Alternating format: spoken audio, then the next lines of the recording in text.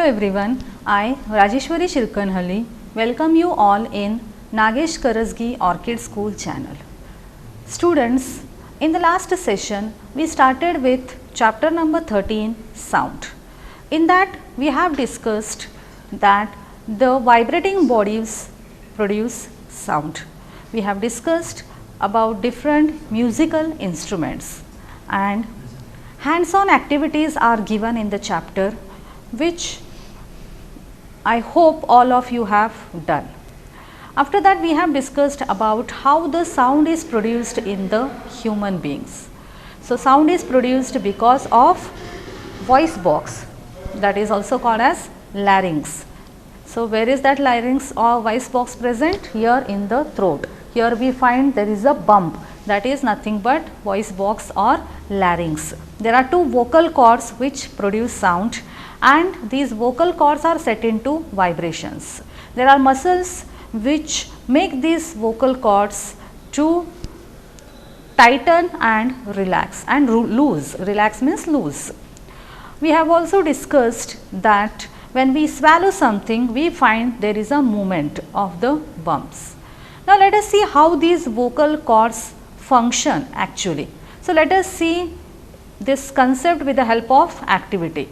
So, we will go to the next activity, that is activity 13.6. In this activity, you have to take two rubber strips of the same size. See here in this figure, two rubber strips are shown. So, like this, two rubber strips you have to take of the same size. If you do not have the rubber strips, you can cut it from the balloon also. Place these two pieces on one above the other and stretch them tight. Okay, so here actually these two rubber pieces act like two vocal cords. So, what you have to do? You have to place them one above the another and you have to stretch them tight. Then blow air through the gap between them. We have discussed that there is a slit in between two vocal cords. So, in the same way here you have to blow between the gap in between these two strips. See here in this figure it is shown, these are the two strips of rubber and this girl is trying to blow in between the gap of these strips. As the air blows through the stretched rubber strips, a sound is produced. So, I hope you will all like to do this activity. So, just take two strips of same size and shape, place one above the another, stretch them by holding at both the ends like how here this girl is doing, and blow the air in the gap between these two strips of rubber. You will find that when you stretch and blow the air in between that, a sound is produced. You can also take a piece of paper with a narrow slit and hold it between your fingers as it is shown in the next figure I will show you shortly. Now, blow through the slit and listen to the sound. Our vocal cords produce sound in a similar manner. So, here these two rubber strips or two strips of paper are like two vocal cords in our voice box, and the air which is blown in the gap of these these strips is nothing but the passage, that is a slit in between the two vocal cords. So, vocal cords produce sound in this similar manner. When air is blown through that, the vocal cords are set into vibrations and sound is produced. So, you can see here these are the two strips of the papers with a narrow slit in between them, and this boy is trying to blow the air through that, and when air is blown, these are set into vibrations and sound is produced. This is the same way how the sound is produced by our vocal cords. Okay, next, the vocal cords in men are about 20 millimeter long. In women, these are about 5 mm shorter. So, what is the length of the vocal cords in men? 20 mm, that is 20 millimeter, and in women they are about 5 mm shorter, 5 mm shorter than 20 mm, means the length of the vocal cords in women are 15 millimeter, 15 mm. Children have very short vocal cords. This is the reason why the voices of men, women and children are different. So, from this you can understand that the voice is dependent on the length of the vocal cords also. So, the length of vocal cords are different in men, in women and in children.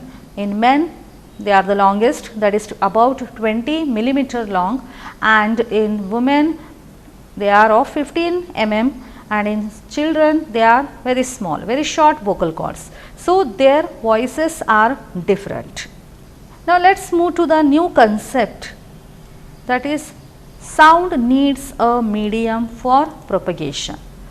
So, sounds can travel through solids, they can travel through liquids, they can travel through gases, but if there is no medium, no medium means there are no solids, liquids or gases, no medium is present, then sounds cannot travel. Let us understand this in more detail. When you call up your friend who is standing at a distance, your friend is able to hear your voice. How does the sound travel to her? When you call somebody, then the sound produced and that sound reaches to your friend. So, sound reaches to your friend means the vibrations are travelled through air. When your friend is standing at a distance means there is air in between you and your friend. So, the vibrations are sent to your friend through air. So, here air is a medium. So, some medium should be present for the propagation of sound. Propagation means transmission of sound. Propagation, transmission means travelling. For the sound to travel, it requires a medium. Now, let us see this in more detail with the help of an activity. So, activity 13.7. So, let us see what is in this activity. You have to take a metal glass tumbler. Okay, so you have to take a glass tumbler made up of metal. Make sure that it is dry. Place a cell phone in it. Remember that the cell phone must not be kept in water. Okay, as you know that if you keep the cell phone in water, the cell phone will get damaged. So, you have to take a tumbler which should be completely dry. In that you have to place a cell phone. Then ask your friend to give a ring on this cell phone from another cell phone. So, after placing this cell phone in the beaker, you have to tell your friend to give a ring on this cell phone from another cell phone. Then listen to the ring carefully. Okay, so when your friend gives the ring on this cell phone, the cell phone produces sound, isn't it? The ring is heard.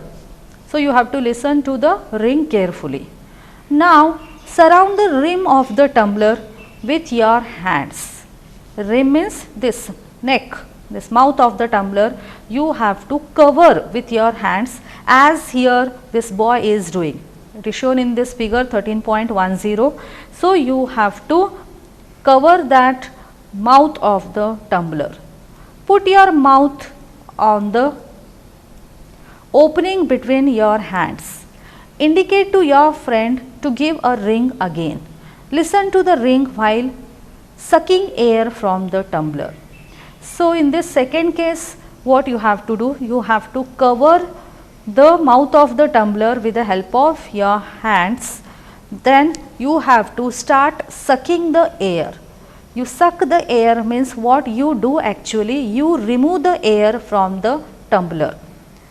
Isn't it? How you suck cold drinks with the help of straw, like that you have to suck the air from your mouth. The air present in the tumbler starts getting removed gradually. Then that time also you have to tell your friend to give a ring and listen to the ring while sucking from the tumbler, sucking the air from the tumbler. Does the sound become fainter as you suck? Yes.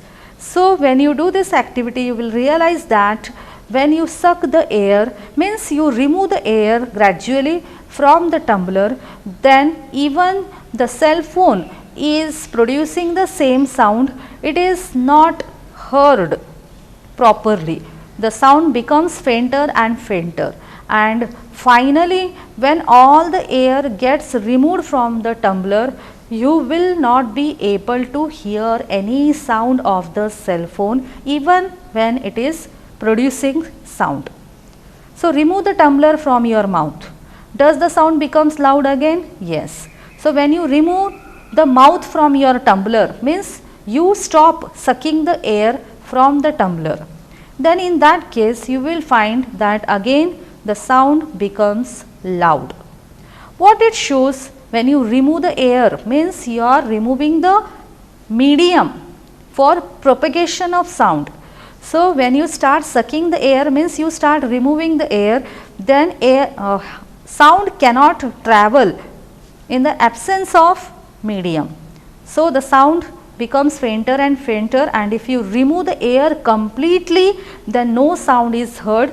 But when you stop sucking the air, again you will find the sound becomes loud.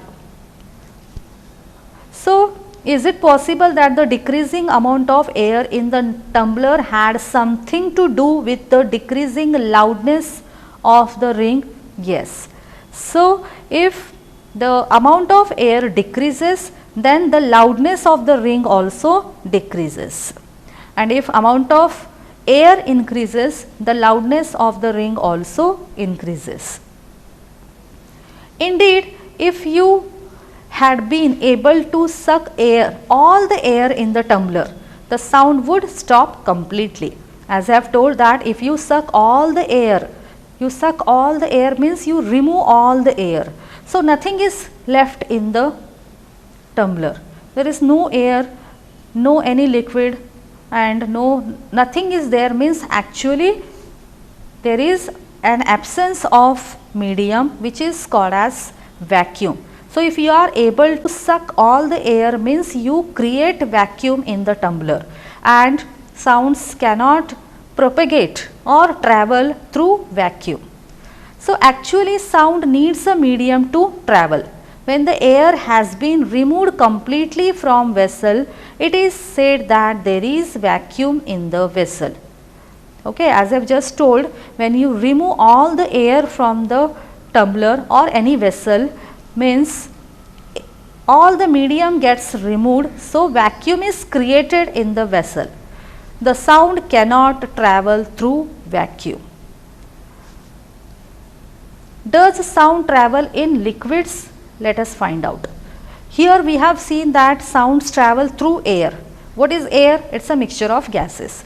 That means sound travel through gases. Now let us find out whether sound travel through liquid or not. So let us find out with the help of an activity, that is the next activity 13.8. In this activity, what you are supposed to do is you have to take a bucket or a bathtub. Here it is shown in the figure. In this you have to fill water. Fill it with clean water. Take a small bell in one hand and shake this bell inside the water to produce sound. So see in the figure, you have to take one bell and you have to put it into the water, but you should not touch at the bottom or to the side walls of that bathtub. You have to just hold in the water and shake this bell. Okay, so shake this bell inside the water to produce sound. So as it is a metal bell, when it gets shaken, the bell is set into vibration and produce sound. Make sure that the bell does not touch the body of the bucket or the tub. So as I have just told that you have to hold it in the water, but you have to see that this bell should not touch to the side walls or at the bottom of the bathtub or bucket. Means it should not touch the body of bucket or bathtub. Then after that you have to try to hear the sound of the bell by placing your ear on the surface of water. But as here this boy is doing. But again you have to take care that water should not go in your ear. That precaution should be taken. So place your ear gently on the water surface, as just now I have showed in the figure. Be careful, water should not enter in your ear. Can you hear the sound of the bell? Try to do this activity. You will come to know after doing the activity that you are able to hear the sound. Does it indicate that sounds can travel through liquids? Yes, sounds can travel through liquids also. So here water is taken, which is a liquid. So sounds can travel through gases, sound can travel through liquids as well. Okay. Now Paheli is saying, oh, that is how whales and dolphins might be communicating under water. So isn't it, the sound is propagated, travelled and heard in the water also, in the liquids, not only water, in other liquids. Now let us find out if sound can travel through solids also. Just now we have seen that sound travels through air, means it travels through gases. Sound travels through water, means it travels through liquids. Now let us find out whether sound can travel through solids also. So to find that, there is one more activity. So students, as I have told that this chapter is full of activities and all are very simple and interesting activities. Perform all these activities and enjoy each and every activity. So look at the activity 13.9. Take a meter scale or a long metal rod. As you can see here in this figure, this is a meter scale, or you can use a metal rod also, and hold its one end to your ear. Okay, so one end of that metal scale or rod, you have to hold it near your ear.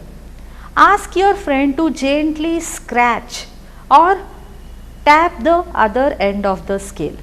So you have to ask your other friend to gently scratch on the meter scale or tap on the meter scale, as this boy is doing here in this figure. Can you hear the sound of the scratch? So here you can ask your friend or any family member to scratch or tap on the other end of the metal scale or metal rod. In that case also you are able to hear the sound of the scratch. Ask your friends or your family members around you if they were able to hear the same sound. Yes, even they will be able to hear the same sound. You are also able to hear the sound of the scratch. Why? Because here sound propagates through this rod, through this meter scale or rod. It is in solid state.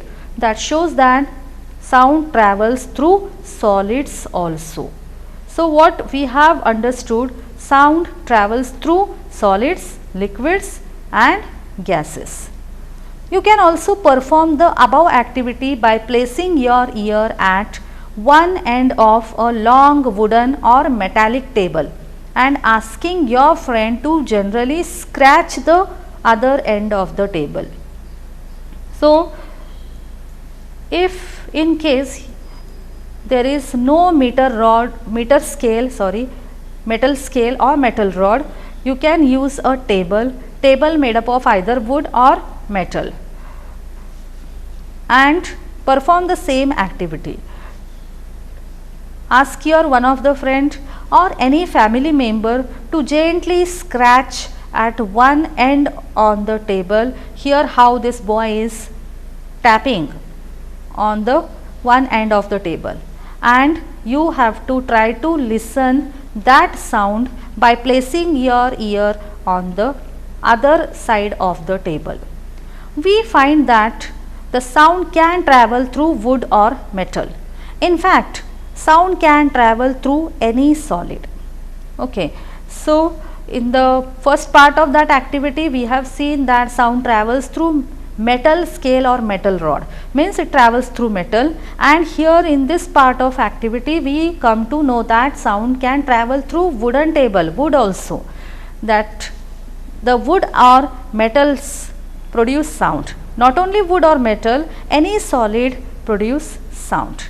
So you can perform interesting activities to show that sound can travel through strings.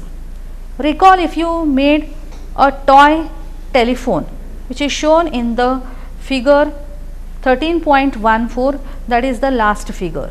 So recall whether you have played by making these toy phones. Can you say that the sound can travel through strings? Yes. So if you have performed this activity, you must have realized, but if you are not done, you can do this also. Just take two containers, paper cups or anything, and make holes and tie the strings, and you speak through one cup and let others hear your sound, and you make your friend or other person to speak and you hear the sound.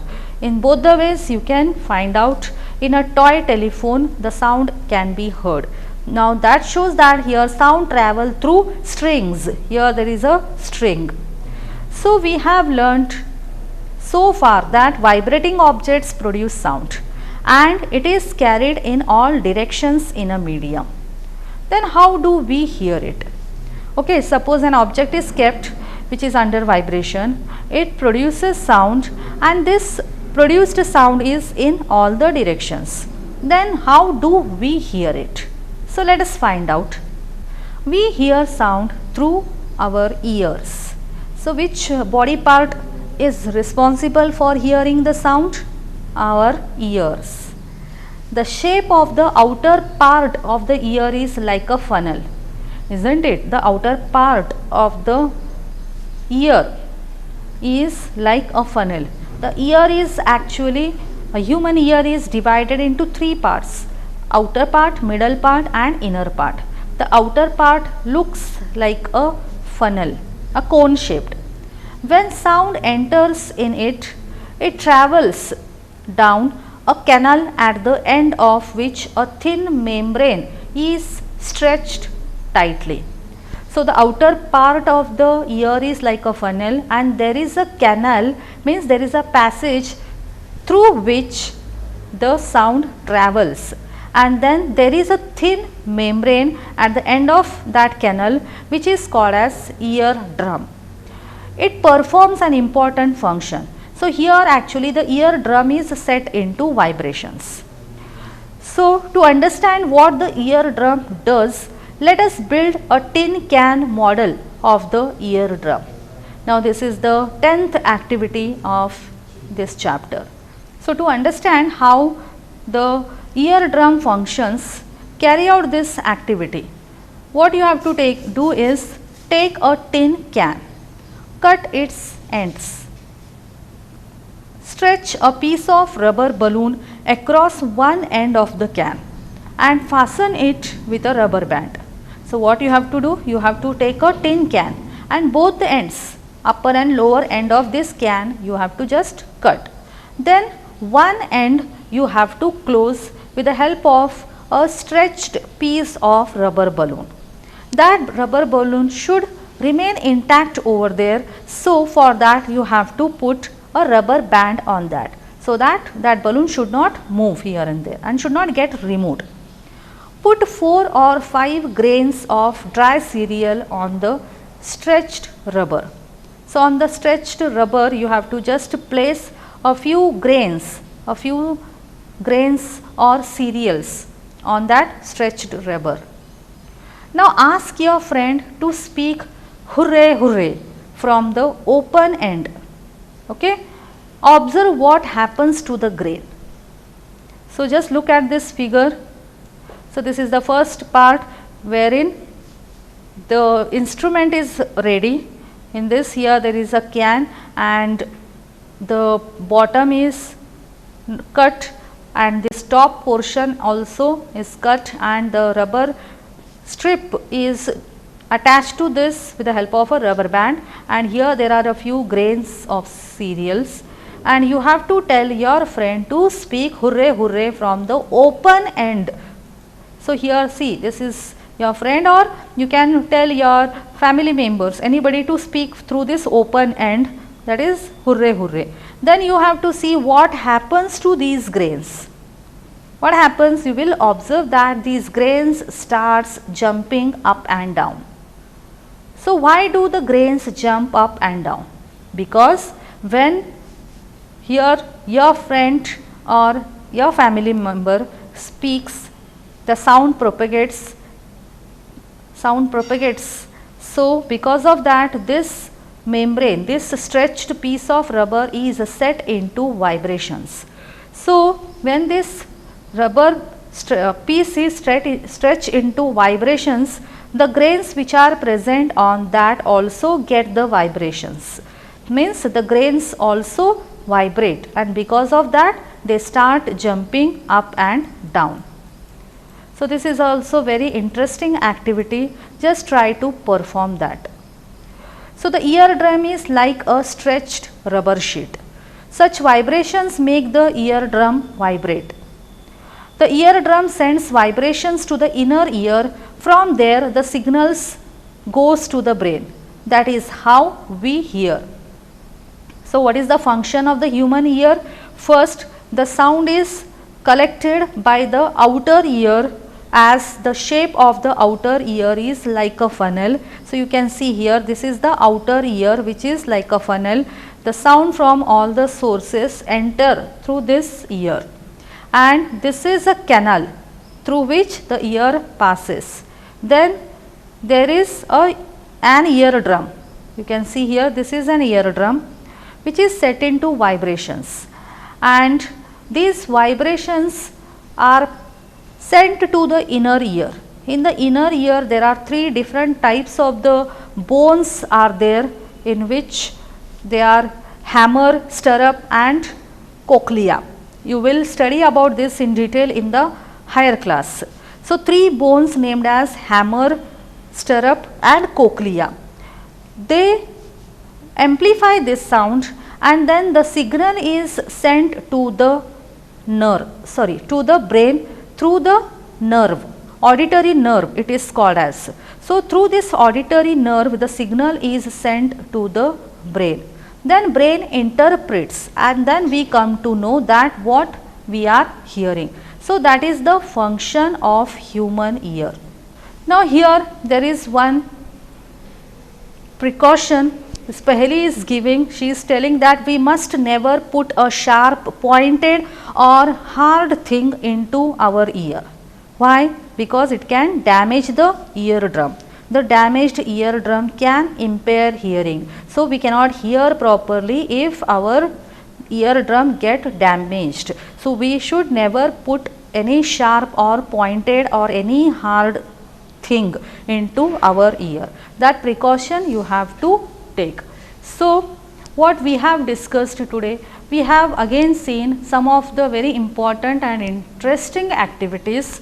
We have discussed that sound requires a medium for its propagation.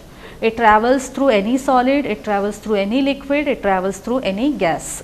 But in the absence of a medium, means when there is no solid, no liquid and no gas, then sound cannot travel. Means sound cannot travel through vacuum. So we have discussed with the help of activities. After that we have also discussed the function of human ear, how we hear the sound, the different parts of the ear. We have discussed about the important role of the eardrum, and after that at last we have also came to know, we have discussed that we should never put any sharp or pointed or any hard thing in our ear, as it damages the eardrum. Once the eardrum gets damaged, it cannot vibrate, and the further process, that is sending the sound in the inner ear and its amplification and sending the signals to the brain, cannot be done. Means we get an impaired hearing. So students, you have to always take precaution, you should not put anything in the ear, and similarly if you are seeing somebody doing so, you have to instruct them, you have to tell them that what can happen by putting the pointed, sharp or any hard things in the ear. So today we will stop here, we will see the remaining concepts in the coming sessions. Thank you.